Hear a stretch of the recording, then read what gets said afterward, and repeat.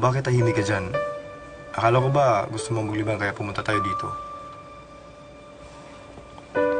Oo, pero naalala ko kasi si Daddy kanina eh.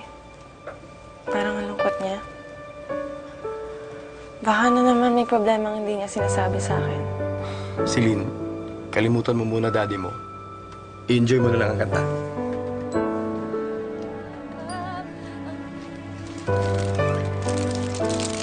Ay.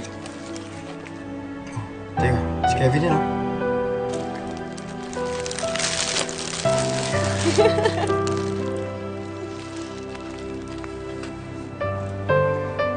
Saya nila, no?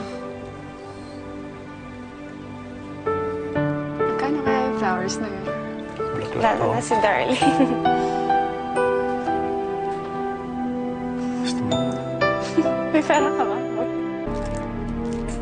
Kevin, salamat ah. Tignan mo smile ng kapatid ko. Dahil sa'yo yan.